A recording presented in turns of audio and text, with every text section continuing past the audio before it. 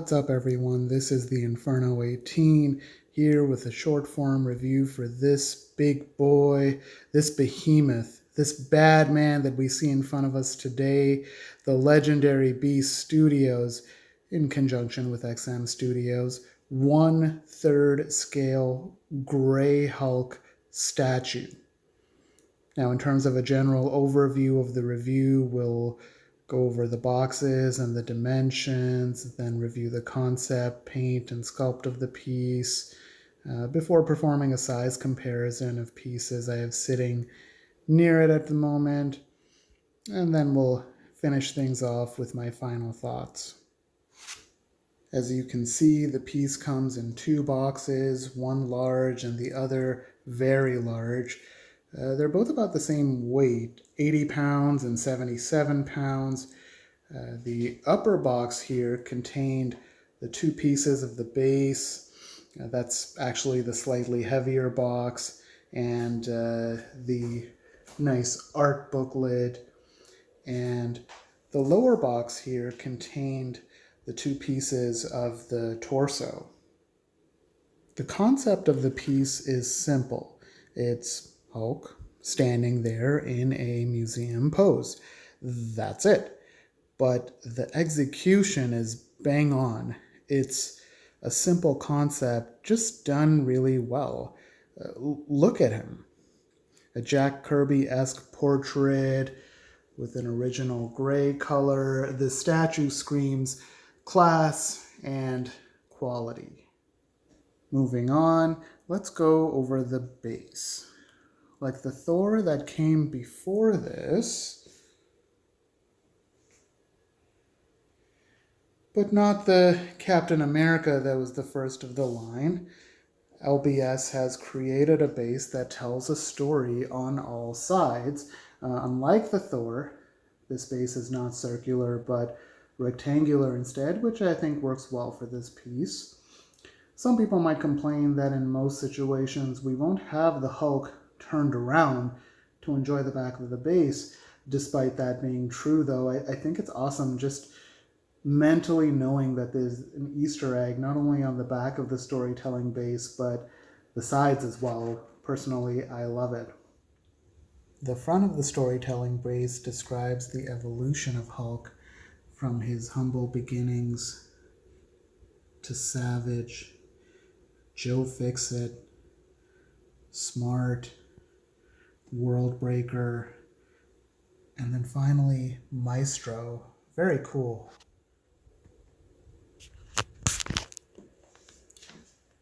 To the right of us is the transformation from Bruce Banner to the Hulk.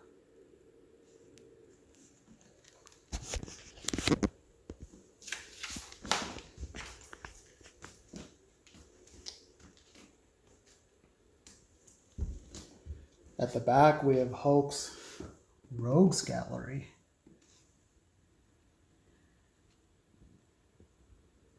Red Hulk, aka Rulk, Abomination, Absorbing Man, the Leader, Wendigo, and Juggernaut. And I love this, even though I won't be able to see it most times.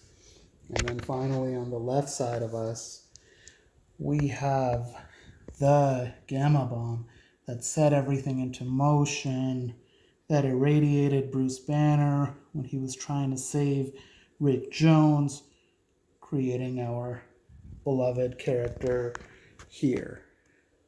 The top of the base alludes to this with green gamma radiation fluid leaking into the sandy ground of the test site, with a caution-style radiation hazard sign being partially stepped on by our statue, and a ring of caution-colored base around the area, which, by the way, I love. It really makes the statue pop. And then a note at this time, getting the top part of the base onto the bottom was easy, but let's say you don't have the height space. He's a very tall statue after all. Is it possible to display with just a yellow top part? Yes, it is. And that would save you about 6 inches of space um, from the bottom down there. So how tall is he? Well, I clocked him at 38.5 inches in height with the full base. Uh, Again, take off 6 inches if you don't put that sub base there. I have him at about 25 inches in width and 15.5 inches in depth. Now, I mentioned that getting the base on was easy. Getting the statue lower half on the base was also easy because the footprints helped guide me nicely. And then getting the upper half of the statue onto the lower half, that was easy as well due to a very nicely designed peg system in the middle. Unlike my PCS Venom Pool 1/3 scale, in which the peg has to be precisely lined up for the upper body to go into the lower body, which was quite difficult, but not the case here. LBS engineers did a very nice job with the engineering of this piece, and it's the little things like that that make us happy.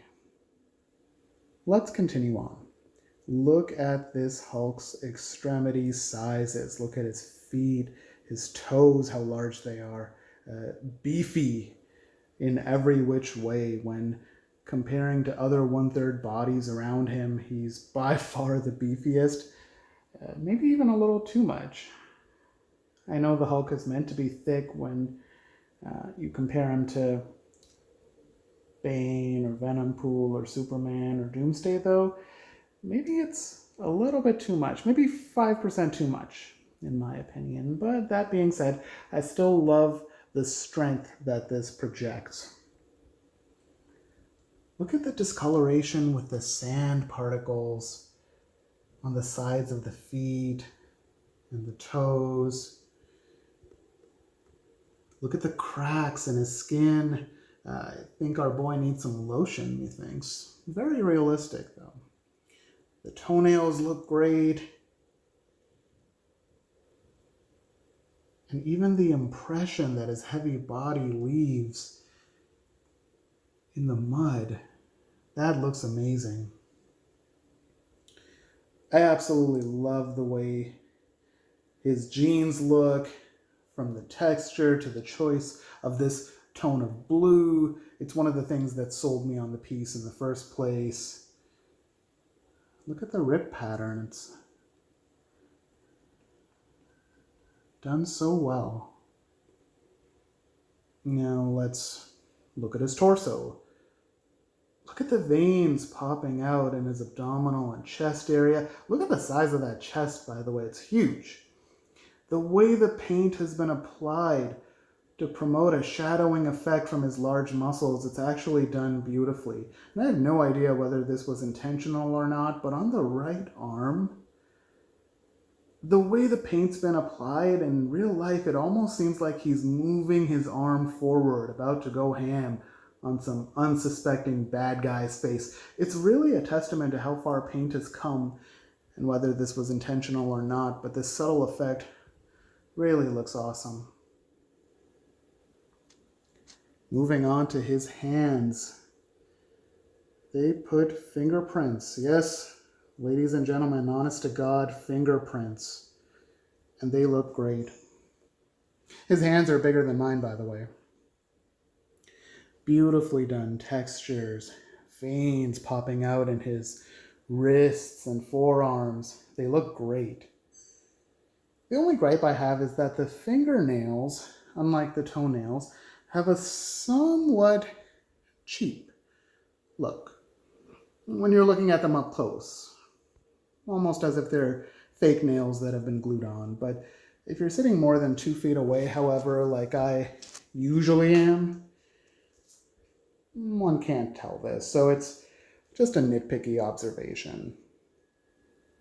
Finally, we move on to the portrait, and can I say how refreshing it is sometimes to have no switch out, no extra portraits, no seam lines. Don't get me wrong, Sometimes I love having all the bells and whistles, but sometimes it's nice to just get a statue, put 4 pieces together, and move on with my day and my life. Anyways, portrait. Beautiful, stunning, raw. The lips have a subtle hue of blue. Nicely done, and the teeth are some of the best I've seen. Some are even dirtier than others. Even his gums look like they have mild gingivitis with a little abnormal darkening. Such a nice detail. The eyes look great from a distance with the intense blue irises, but up really close, they look a little decal-ish. But that's all right. The eyebrow ridge prominence, one of the biggest things setting this Hulk apart from its later iterations, is wonderfully done. The hair is exactly how it's supposed to be for this type of Kirby portrait. There are a few wisps painted on his forehead as well, as you can see. I don't think I'm as much of a fan of those, but they're barely visible from a typical viewing distance, so they don't hurt really being there. And then when we zoom back out a little bit, we can see how his head sits on his shoulders, giant neck muscles giving the appearance of him hunching forward a little, which looks great. Now, as some of you know, all these statues of mine are going to be moving inside custom modu cases. I do joke, but sometimes not joke, that it's been 19 months and counting for those. They were actually my second statue-related purchase after I got my first statue-related purchase. I mean, at least in large scale like this, that Venom pool sitting over there. Anyways, this Hulk will be in his own case with LED lights and spotlights shining upon him. For now, though, he sits on the nice clean floor, and so we can compare him to the other 1/3 scale statues that I have sitting near him. So you can see how his size compares to the aforementioned LBS Thor on our left here, and then the Prime 1 Deathstroke and Talon. And he is much bigger than they are. The better comparisons are actually towards our right here, as I flashed before in the video. The Prime 1 Bane versus Batman, the PCS Venom pool, and the Prime 1 Superman versus Doomsday. And he is larger than all of them. I think it's because of how thick he is. He's not the heaviest. That would be the Superman versus Doomsday, but he's very close. I would say he'll be the easiest big boy to move, though, because of his low part count. And there you have it. We've made it to the end. My final thoughts are this. What an amazing piece of art this is. Really, I am lucky to have it. There are 199 of these made. That's not counting the 3 versions of the Green Hulk as part of this line. It retails for approximately $2,500 US, with shipping and taxes lining up for me for approximately $500. So I paid approximately $3,000 out of pocket for this. And as I say this, I really hope my wife is not watching this video right now. So, is it worth it? If you have the money and the space, absolutely.